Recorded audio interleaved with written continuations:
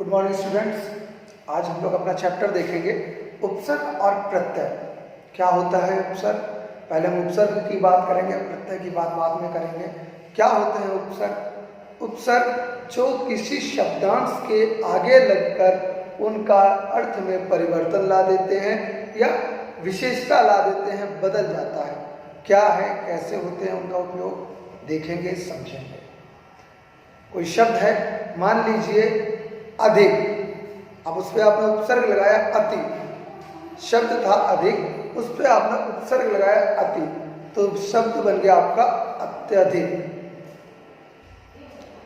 कोई शब्द है आपका देश, उस पर आपने स्व उपसर्ग लगा दिया, जो शब्दांश के आगे लगा है तो बना स्वदेश।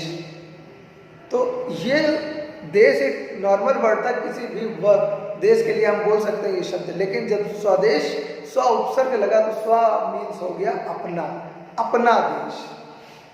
अधिक का मीन्स था ज्यादा, लेकिन जब आपने अति उपसर्ग लगा दिया तो वो अत्यधिक, मतलब बहुत ज्यादा।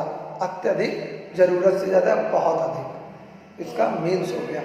आइए देखेंगे क्या है परिभाषा उपसर्ग की। उपसर्ग जो शब्दांश शब्दों से पहले जुड़कर उन शब्दों के अर्थ में परिवर्तन या विशेषता उत्पन्न करते हैं, उन्हें उपसर्ग कहलाते हैं। जैसे हार, हार एक शब्द है, मेन शब्द हमारा हार है, शब्दांश है, इसमें प्र उपसर्ग लगाया आपने तो बन गया प्रहार, यानी किसी पर अटैक करना, आक्रमण करना। अगला हमारा शब्द है ज्ञान। ज्ञान में अगर हमने आ उपसर्ग लगाया है, ज्ञान मीन्स होता है जानकारी होना। अब आ उपसर्ग लग गया तो अज्ञान, मतलब हमें कोई जानकारी नहीं, हमें ज्ञान की कोई है ही नहीं, उसे हम अज्ञान बोलते हैं। इस तरीके के अनेकों उदाहरण हैं जो आप अपनी पुस्तक में पढ़ेंगे। आगे देखेंगे अगला क्या है। अगला आती है बात कि उपसर्ग के प्रकार कितने होते हैं। तो उपसर्ग के प्रकार की हम बात करते हैं तो उपसर्ग 4 प्रकार के बताए जाते हैं, लेकिन इस बार जो हम अपने पाठ्य पुस्तक में देख रहे हैं उसमें क्या गए, संस्कृत के अव्यय, संस्कृत के अव्यय इसमें भी जुड़ गए हैं। तो ये टोटल प्रकार बन गए 5 उपसर्ग, यानी 5 प्रकार के होते हैं। सबसे पहले संस्कृत के उपसर्ग, इनकी संख्या 22 है। हिंदी के उपसर्ग जिनकी संख्या 11 है। इस तरीके से अगला हमारा बना उर्दू के उपसर्ग, और आगे अंग्रेजी के उपसर्ग, और अंत में हमारे आ गए संस्कृत के अव्यय। अव्यय कैसे, मतलब जैसे मान लीजिए लिखा है चिर, चिरकाल। चिर काल एक शब्द है, काल मीन समय, जब चिर उपसर्ग लग गया इस पे तो चिरकाल, अनंत समय तक। एक शब्द है हमारा इस तरीके से देश, जैसा हमने बताया, तो स्व लगा तो ये बन गया स्वदेश। ये सारे उपसर्ग हमारे संस्कृत के अव्यय हैं। जैसे एक शब्द आता है हमारा पुनः, पुनर्जीवित, ये जो शब्द है पुनः मीन्स फिर से, ये संस्कृत के ही अव्यय है। पुस्तक में दिए हैं, आप इन सारे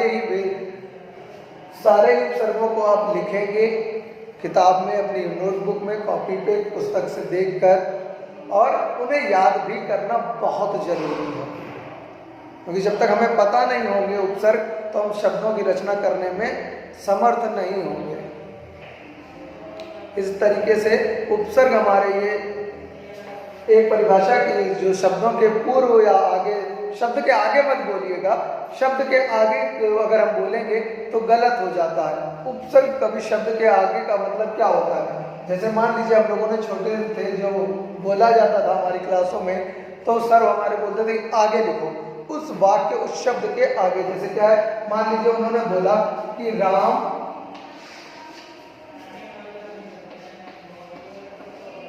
घर, अब आगे लिखो। मान लीजिए सर ने बोला राम घर, तो बोला उन्होंने अब आगे लिखो। आगे का मतलब क्या हो गया, यहां पर। आगे का मतलब यही तो हुआ ना, आगे यही हुआ, राम घर जाता है। लेकिन परिभाषा क्या कहती है, पूर्व में। पूर्व मतलब पहले, यहां पर अगर हमें आगे लिखना होता, अगर हम यहाँ पर ये कह दें जो शब्दांश शब्दों से आगे जुड़कर, तो आगे का मतलब क्या होता है? आगे का मीन्स क्या हुआ? राम घर, ये हुआ आगे, ना कि यहाँ पर जो हमने लिखा वो आगे हो गया। ये गलत हो जाएगा इस तरीके से डेफिनेशन।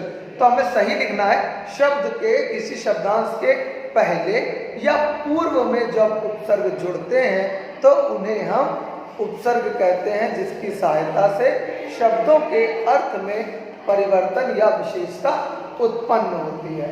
4 भेद हैं, लेकिन अब संस्कृत के अव्यय भी इसमें आ गए हैं, तो हम उपसर्ग के 5 भेद मानते हैं। संस्कृत के उपसर्ग, हिंदी के उपसर्ग, उर्दू या फारसी के उपसर्ग, अंग्रेजी के उपसर्ग और लास्ट में हमारे संस्कृत के अव्यय। इन सब के 5 उपसर्ग बनते हैं। इन्हें हमारी किताबों में दिए हैं। संस्कृत के उपसर्ग की संख्या 22 है, हिंदी के 11 हैं। इस तरीके से और जितने भी उपसर्ग दिए हैं इन सबके, वह हमें अपनी कॉपी पे लिखकर और उन्हें याद करना है। अब आगे देखेंगे प्रत्यय क्या होते हैं। अगला है हमारा प्रत्यय। क्या होता है प्रत्यय? जैसे कि आपको पहले हमने बताया था उपसर्ग जो शब्द के पूर्व में लगते हैं उन्हें हम उपसर्ग कहते हैं। ठीक उसी का अपोजिट जस्ट जो शब्दांश के अंत में लगते हैं, उनके अर्थ में परिवर्तन ला देते हैं या विशेषता उत्पन्न कर देते हैं, उन्हें हम प्रत्यय कहते हैं। आइए एक बार परिभाषा देखेंगे। जो शब्दांश शब्दों के अंत में जुड़कर उनका अर्थ बदल देते हैं वे प्रत्यय कहलाते हैं। जैसे मान लीजिए ता प्रत्यय हमारा सुंदर के अंत में हमने जोड़ा, सुंदर एक संज्ञा है, सुंदर के अंत में जब हमने जोड़ा तो सुंदरता क्या हो गई? विशेषण, बदल गया उसका अर्थ। अगला है हमारा शब्द पन। जब हम पन प्रत्यय जोड़ते हैं तो अपना एक शब्द है जिसका मतलब होता है निजत्व। अब हमने इसमें पन जोड़ दिया तो अपनापन एक भाववाचक शब्द बन गया। इस तरीके से अनेकों शब्द हैं। मान लीजिए जैसे उपसर्ग जोड़ेंगे तो कमाऊ, और मान लीजिए या जोड़ दिया तो बढ़िया। इस तरीके से अनेकों उपसर्ग हैं जो हम अपनी पुस्तक पे पढ़ते हैं। उपसर्ग उन्हें हम प्रत्यय कहते हैं जो शब्द के अंत में जुड़ते हैं। आगे देख लेते हैं प्रत्यय के कितने प्रकार हैं। प्रत्यय के 2 प्रकार बताए गए हैं हमारी पुस्तक पे। एक है कृतवाचक और दूसरा है तद्धित प्रत्यय। कृतवाचक क्या होता है? वह प्रत्यय जो किसी शब्द या धातु के अंत में लगते हैं। धातुओं के अंत में जो लगते हैं प्रत्यय, उन्हें हम कृतवाचक प्रत्यय कहते हैं। देख लेते हैं परिभाषा क्या है। देख लेते हैं सबसे पहले प्रत्यय के प्रकार। 2 प्रकार के होते हैं, कृत प्रत्यय और तद्धित प्रत्यय। कृत प्रत्यय को ही कृदंत प्रत्यय भी कहते हैं। देख लेते हैं कृत प्रत्यय क्या है।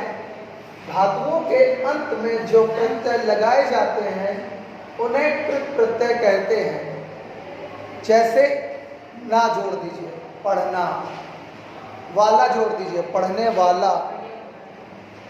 क्रिया का शब्द है पढ़, पढ़ना एक क्रिया है और अंत में जब इसमें ना जुड़ गया तो पढ़ना। गिर शब्द है एक, गिर मीन्स गिरना, नीचे गिर पड़ना, और इसमें ना लग गया तो शब्द बन गया गिरना। लड़ना, गाना, इस तरीके से जिनमें अंत में ना लग गया वो हमारे, ये सारे के सारे हमारे मूल क्रियाएं हैं। संस्कृत में आप धातु रूप पढ़ते हैं, ठीक उसी के अनुरूप यहाँ लिखा है कि धातुओं के अंत में जो प्रत्यय लगाए जाते हैं वे कृत प्रत्यय कहलाते हैं। क्रियाएं आप भी जानते होंगे, लिखना, लिख, पढ़, वाच, इस तरीके से अनेकों क्रियाएं हैं। अगला देखिए, नीचे लिख भी दिया है, इसे कृदंत प्रत्यय भी कहते हैं। अगर कृत की जगह कृदंत आ जाए ना तो आप कंफ्यूज ना हो। याद रखें, कृत और कृदंत एक ही प्रत्यय है। कृत प्रत्यय को ही कृदंत प्रत्यय का नाम दिया जाता है। अगला देखते हैं कि कृत प्रत्यय के कितने भेद हैं। कृत प्रत्यय के भेद 5 भेद हैं। नंबर 1, कृतवाचक कृदंत, कर्मवाचक कृदंत, करणवाचक कृदंत, भाववाचक कृदंत और क्रियावाचक कृदंत। अब बात करते हैं कि कृत क्या है, कर्म क्या है, कर्ण क्या है। आपने पिछले वर्ष पिछली क्लास में आपने कारक चिन्ह पढ़े थे। कर्ता ने कर्म को कर्म से संप्रदान के लिए आपादान से अलग होना, संबंध में का के अधिकरण होता है। हालांकि आप सिर्फ 6 ही भेद माने जाते हैं हिंदी में, तो हम उनको देख लेते हैं क्या है। पहले हम ये 5 देखते हैं कि कृतवाचक कृदंत क्या है। कारक चिन्हों की बात हम कारक के चैप्टर में करेंगे। कर्म, करण और कृत तीनों ही कारक हैं। फर्स्ट 3 कारक चिन्ह है कृत, कर्म और करण। देख लेते हैं सबसे पहले कृतवाचक कृदंत क्या होते हैं। परिभाषा देखिए, कृतवाचक कृदंत जिस प्रत्यय के जुड़ने पर बनने वाले शब्दों से क्रिया के करने वाले का बोध हो उसे कृदंत प्रत्यय कहते हैं। जैसे उ प्रत्यय जोड़िए कमाऊ, कमाऊ मीन्स क्या है, जो कमा रहा हो उसे हम कमाऊ कहते हैं, जो कमा रहा हो। गायक, गायक कौन है, हमें शब्द से पता चल रहा है वो गाने वाला है। गायक मीन्स गाने वाला। अगला देखिए बढ़िया, या प्रत्यय इसमें जुड़ा है। गायक में अक प्रत्यय था और कमाऊ में उ प्रत्यय था। जब हम बढ़िया की देखते हैं, या प्रत्यय है, बढ़िया यानी अच्छा, घटिया, बेकार, इस तरीके से और भी शब्द हैं। वाला प्रत्यय जोड़ दीजिए, पढ़ने वाला, कोई बालक होगा, किसी एक पर्सन के लिए बात हो रही है, इसलिए यहाँ पर ये कृदंत प्रत्यय का कौन सा भेद है, कृत प्रत्यय, जिस पर कर्ता का हमें पता चलता है, कार्य करने वाला। कार्य करने वाला कौन है, कर्ता, याद रखें। तो देख ले एक बार फिर से कि जिस प्रत्यय के जुड़ने पर बनने वाले शब्द से क्रिया के करने वाले का बोध हो उसे हम कृत प्रत्यय कहते हैं। आगे देखेंगे, अगला देखेंगे अगला है हमारा कर्मवाच्य कृदंत। पहला था कृतवाच्य, कृत मीन्स करता था, कर्म आपको बताया है, आपने इंग्लिश में भी पढ़ा होगा, सब्जेक्ट प्रेडिकेट, ठीक है। सब्जेक्ट यानी हमारा कर्ता, प्रेडिकेट विधेय पार्ट है, उसी में हमारा कर्म एक आता है। तो कर्म मतलब जो कार्य किया जाए। देख लेते हैं क्या है, जिस प्रत्यय को लगाने पर बनने वाले शब्द से कर्म का बोध हो उसे कर्मवाच्य कृदंत कहते हैं। जैसे गाना, क्या है गाना, ऑब्जेक्ट है हमारा, कर्म है, वह गीत गाता है। आना, खाना, खिलौना आदि, इस तरीके से अनेक उदाहरण हैं जो हमारी पुस्तक में उपलब्ध है।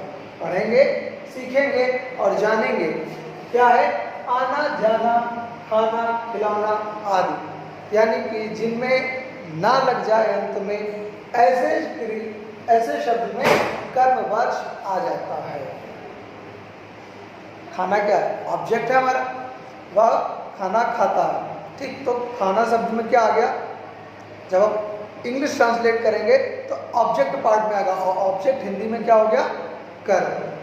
जैसे आपने पढ़ाए थे, आपने सकर्मक अकर्मक आपको पढ़ाया था, तो उस पर आपको ऑब्जेक्ट और सब्जेक्ट निकालने की क्रिया बताई थी। उसी तरीके से सेम इसको भी अगर आप नहीं समझ पा रहे तो इंग्लिश में ट्रांसलेट करेंगे किसी सेंटेंस को, ऑब्जेक्ट आपको समझ आ जाएगा कहाँ पर। अगला देखते हैं करणवाचक कृदंत। क्या है, करण मीन साधन, कार्य करने का जो साधन हो। क्या है, देख लेते हैं, जिस प्रत्यय को लगाने पर बनने वाले शब्द से क्रिया के साधन का बोध हो उसे करणवाचक कृदंत कहते हैं।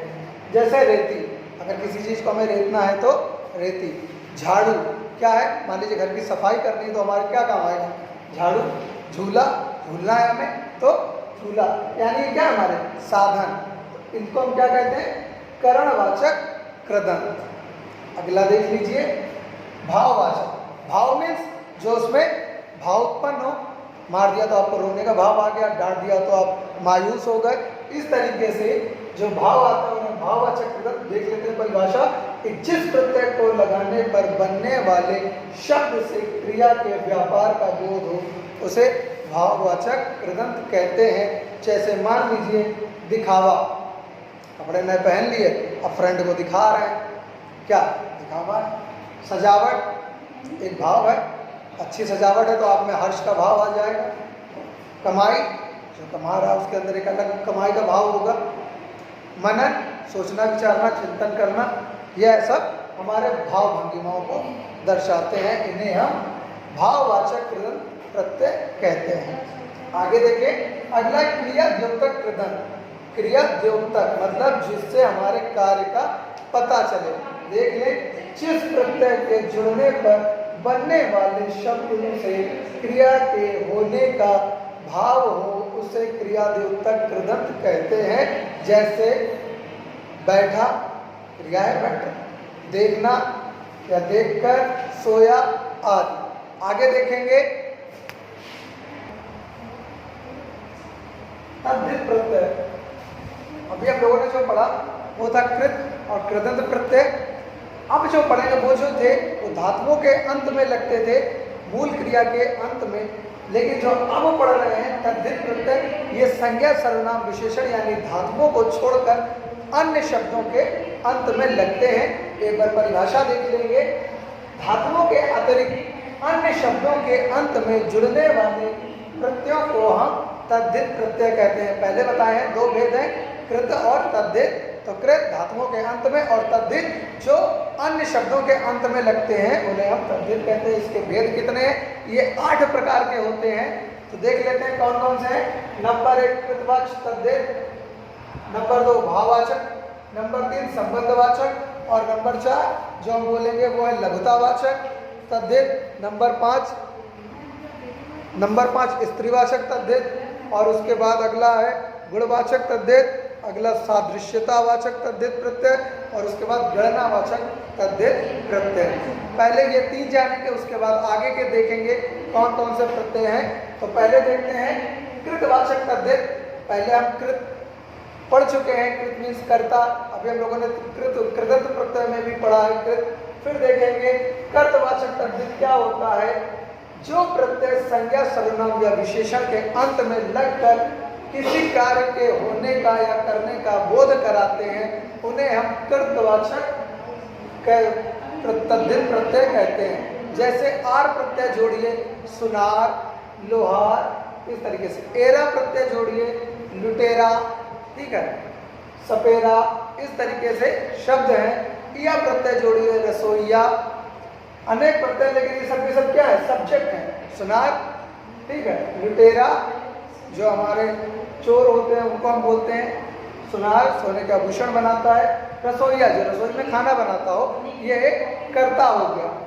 अगला देखिए भाववाचक, अगला है भाववाचक। तो भाववाचक जिसमें हमारे अंतर के आत्मा के भाव प्रकट हो, जो प्रत्यय संज्ञा सर्वनाम या विशेषण में जुड़कर भाव का बोध कराते हैं उन्हें भाववाचक तद्धित प्रत्यय कहते हैं। भाववाचक क्या है देख लीजिए।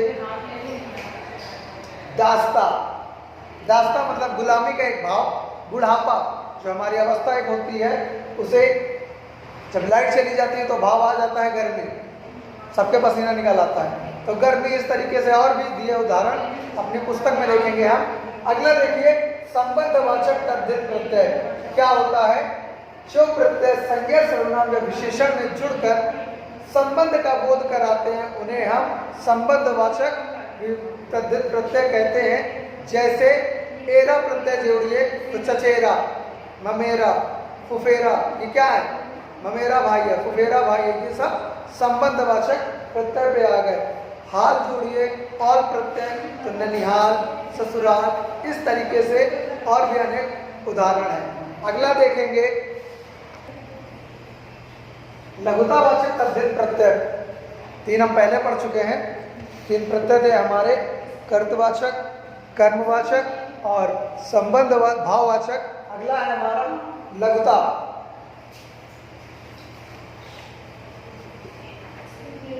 एक हम लोगों ने जो पहले 3 पढ़े, कर्तवाचक, भाववाचक, संबंधवाचक। कर्तवाचक में हम कर्ता पहचान रहे थे, भाववाचक में हमने भाव देखे थे जो कि हमारा दिखावा था, सजावट था, इस तरीके से कुछ उदाहरण थे। अगला जो हमारा पहला था कर्तवाचक, जो हमारा कर्ता, ठीक। उसके बाद अगला हमने देखा संबंध, चचेरा, फुफेरा, ममेरा, इस तरीके से। अब अगला जो हमारा प्रत्यय है वो लघुतावाचक है।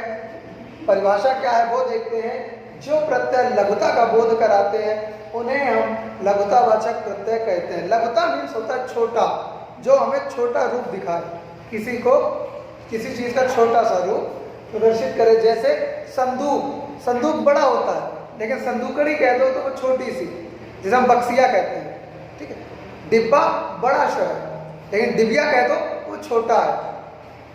इस तरीके से छाता बड़ा है, बड़ा होता है, लेकिन छतरी का तो एक छोटा सा रूप आ जाता है। इस तरीके से अनेकों उदाहरण हैं जो हम देखते हैं। अगला देखिए, अगला स्त्रीवाचक तद्धित प्रत्यय। वे शब्द जो शब्दांश के अंत में जुड़ते हैं और पुल्लिंग शब्दों से स्त्रीलिंग शब्द बना देते हैं उन्हें हम स्त्रीवाचक तद्धित प्रत्यय कहते हैं। जैसे मान लीजिए कहीं लिखा है बेटा, बेटा कैसा है? पुल्लिंग, लेकिन ई प्रत्यय जुड़ गया तो उसमें क्या हो जाएगा? बेटी। अगला है शिष्या, यानी आ प्रत्यय है इसमें, शिष्य पुल्लिंग है लेकिन आ प्रत्यय जुड़ गया, शिष्या। छात्र पुल्लिंग है लेकिन जब आ प्रत्यय जुड़ गया तो छात्रा। अगला इन प्रत्यय, माली, माली शब्द पुल्लिंग है लेकिन जब इन लग गया तो मालिक, स्त्रीलिंग। शेर पुल्लिंग है, नी प्रत्यय लग गया तो शेरनी। इस तरीके से और भी उदाहरण है।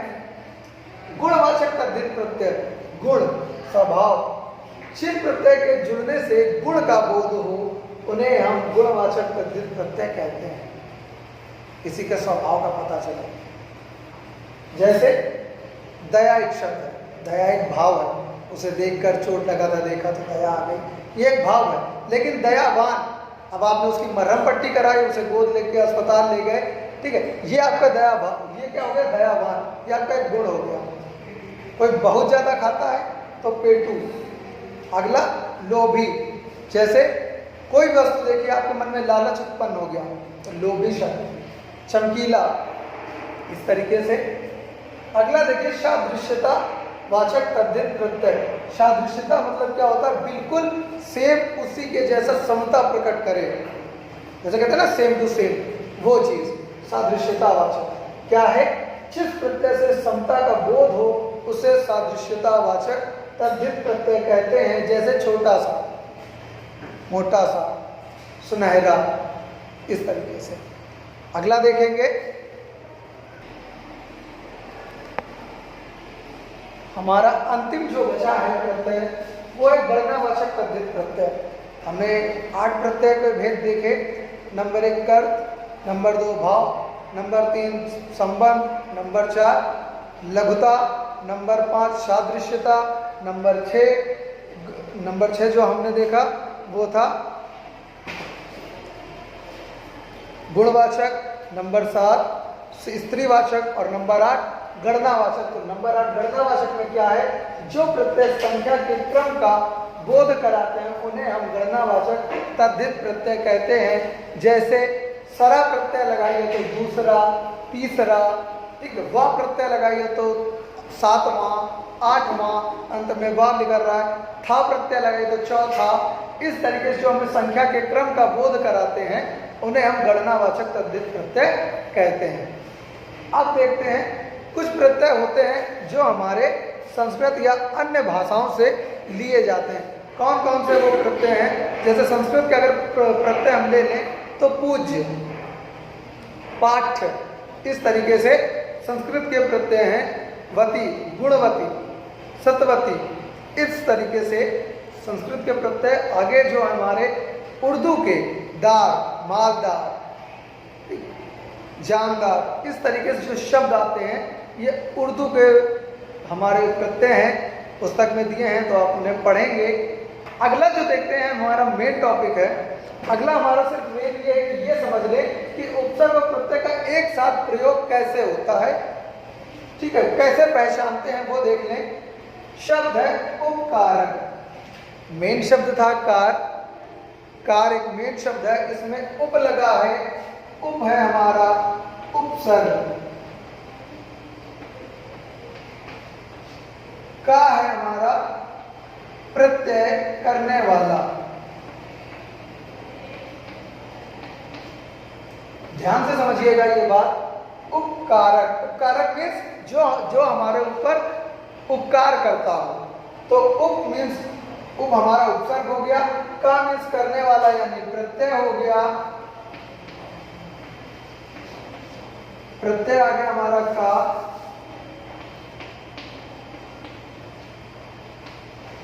और मेन शब्द था हमारा का। इसी तरह अगला देखें, अभिमानी में मेन शब्द हमारा था मान, मेन शब्द हमारा है मान, शब्द हमारा मान, और इसमें ई प्रत्यय लग गया, ई प्रत्यय लग गया है, और अभी उपसर्ग लग गया है, उपसर्ग। अगला देखें, अपमानित में अब मान इसका मेन शब्द है, मेन शब्द हमारा मान है, इत प्रत्यय हो गया है,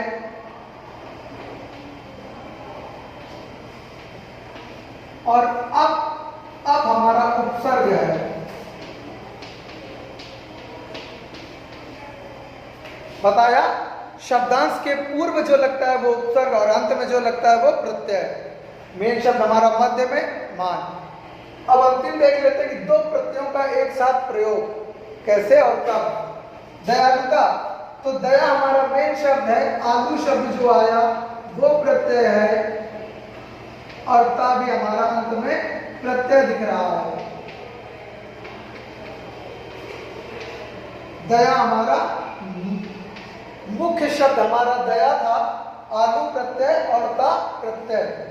मानवीयता, मानवीयता क्या है, तो मान हमारा मेन शब्द है, वी हमारा मानव, मानव हमारा मेन शब्द है, मुख्य शब्द हमारा मानव, ई प्रत्यय है, और ता भी यहां पर प्रत्यय ही है। अगला देखिए, अकलमंदी, तो अकल हमारा मेन शब्द, मुख्य शब्द अकल है, मंद यहां पर प्रत्यय है, और जो ई की मात्रा लग गई, ई भी यहां पर प्रत्यय ही है। समझने की कोशिश करेंगे।